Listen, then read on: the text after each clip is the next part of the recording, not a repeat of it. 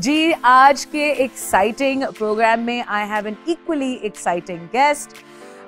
याद दिला रही हूँ, आज का टॉपिक है द पावर ऑफ इन्फ्लुएंसर्स। अगर आप एक सेलिब्रिटी हैं या अगर आप एक टिकटॉकर हैं या यूट्यूबर हैं या इवन अगर आप एक इंस्टाग्रामर हैं, तो क्या जो पावर है उस इन्फ्लुएंस की वो हेल्थी है कि नहीं है, और अगर आपके पास है तो आप उसको कैसे यूज़ कर रहे हैं। सो इन ऑर्डर टू इस टॉपिक का आगाज़ करने के लिए मेरे साथ बैठे हुए एक ऐसे शख्स जो कि पहले यूएन में थे और इनफैक्ट उन्होंने एड्स पे बहुत काम किया, लेकिन फिर एकदम से वो एक एक्टर बन गए और सेलिब्रिटी बन गए। But the reason I admire him a lot is because despite being a celebrity वो अभी भी अपने डिफरेंट प्लेटफॉर्म्स पे दूसरों की हेल्प अपने इन्फ्लुएंस से करने की कोशिश करते हैं।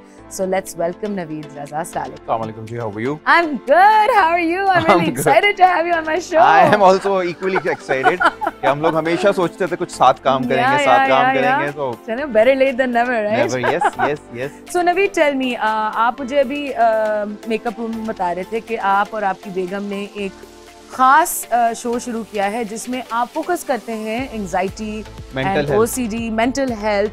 तो आपको पता है मुझे माइल्ड एंजाइटी है, लेकिन मुझे ओसीडी है। आपको ओसीडी है? अच्छा, मुझे सालों लगे एक्सेप्ट करने में, जबकि मैं एक बहुत पढ़े लिखे खानदान से ताल्लुक रखती हूँ।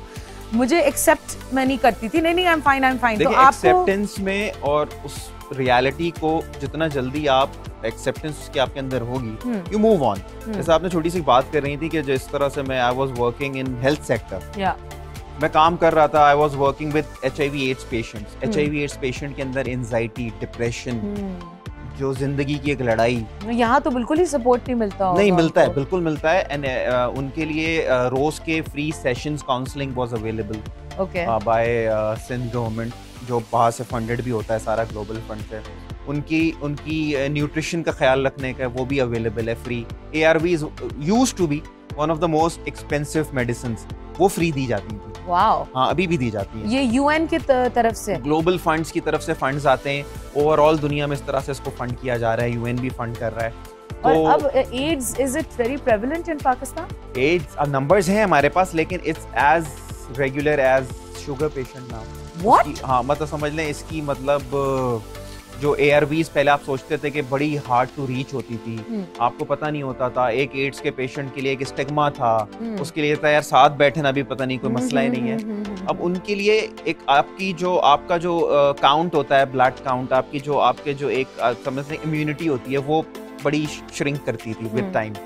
लेकिन अब ऐसी मेडिसिन आ गई हैं कि आप जैसे आप डायग्नोज होने के बाद you live for 20 good years, 25 good years, लेकिन अब आप उससे ज्यादा जी सकते हैं। आप जैसे शुगर की, आप दूसरे अमराज की मेडिसिन ले रहे होते हैं, इसी तरह से उसमें जिद्दत आ गई है, तो अब इतना बड़ा मसला नहीं रहा। अच्छा, ऐसा समझे कि मैं कुछ भी नहीं जानती हूँ एड्स के बारे में, ठीक है? हमारे व्यूअर्स हो सकता है कोई ऐसे हों जो कुछ भी नहीं जानते, तो 2-3 ऐसे सिम्टम जिससे वो एटलीस्ट जाएं डायग्नोज होने के लिए। तो पहला सवाल, देखिए, सबसे पहली चीज तो ये है कि अगर आपने एक अनडायग्नोस्ड, नॉन सर्टिफाइड जगह से अगर ब्लड लगवा लिया है, आपको एक्सीडेंट में खुदा ना खास्ता लग गया है, तो आप एक तो ये आप अपने ज़हन में रखें। सिम्टम क्या है? सिम्टम्स देखिए, सिम्टम्स आर कि आपका ब्लड काउंट जो है, आपकी जो सेहत है वो बहुत तेजी से गिरेगी।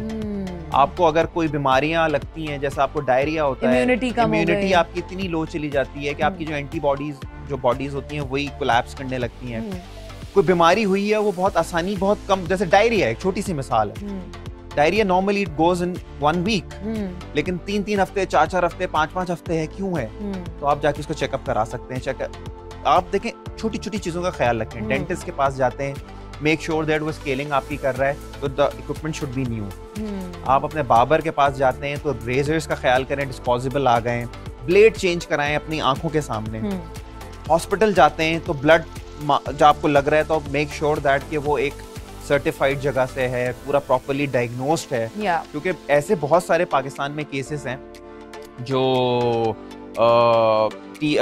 हेपेटाइटिस C, HIV एड्स, ये सब चीजें ऐसी ही लगती हैं कि भाई आपने आप सैनिटाइज्ड जगह नहीं जा रहे हैं या किसी साफ जगह नहीं जा रहे हैं। इट्स अ वेरी, वो कहते हैं ना कि एक मुश्किल टॉपिक होता है बात करने के लिए, लेकिन मैं आपको बताऊं कि एक प्रोस्टिट्यूशन जो है वो एक है, आप उसको ट्रांसजेंडर्स में ले लें या फिर नॉर्मल ले लें, एक किसी का काम है, वो हो रहा है। तो हम उनके साथ जाके जब काम कर रहे थे तो हम उन्होंने इस तरह से काम करने लगे, हमने उनसे कहा कि ठीक है, आप लोगों के लिए प्रोटेक्शन खरीदना इज डिफिकल्ट, ठीक है, you don't want to spare money on that, we started providing them free. अगर आप नशेइयों की बात करें, ड्रगीज की बात करें, तो हम उनसे कहते थे यार ये मत करो, उनकी काउंसलिंग करते थे, वो नहीं सुनते थे। फिर हम कहते थे एटलीस्ट हम ये कर सकते हैं कि we will provide you new syringes. और उस वक्त आप सेलिब्रिटी नहीं थे? नहीं, आई डिडंट स्टार्ट वर्किंग, बल्कि मैं थोड़ा बहुत छोटे मोटे शोज और ड्रामास करना शुरू कर दिया था। पर लेकिन जब वही वाली बात होती है, दिल जहाँ होता है यू एंड अप देयर। लेकिन पहले मैं पैसे लेके वहां से चीजों से काम कर रहा था, आई वाज पेड एम्प्लॉय, अब मैं उनका एम्बेसडर हूं, I am working as ambassador. That's great. तो बेसिकली ये वो एक जबरदस्त जिसे कहते हैं रिसोर्स है नवीद, जिससे मैं सारी इंफॉर्मेशन अभी लूंगी। और नीचे यहाँ मेरे स्लाइडर पे लिखा हुआ है कि अगर आपको शक है कि आपको कोई एड्स टाइप का या हेपेटाइटिस टाइप की बीमारी है, तो आप इससे कांटेक्ट कर सकते हैं। और फ्री थेरेपी या काउंसलिंग के लिए आप कहाँ जा सकते हैं? इंडस हॉस्पिटल, जिना हॉस्पिटल, AKU, यहाँ पे गवर्नमेंट की तरफ से रिसोर्स सेंटर्स बनाए हुए हैं फॉर फ्री। तो आप डॉक्टर नसीम सलाउद्दीन हमारी one of the best and very known doctor हैं इंडस हॉस्पिटल में, आप वहाँ जाइए। और अगर आप कोविड के जमाने में खुद नहीं जा सकते, तो अभी आप कह रहे थे कि ऑनलाइन सेशंस जा सकते हैं। Everything is available online. अब दुनिया में कोई भी चीज ऐसी नहीं है जो आपको लगता है hard to reach, everything is just click away.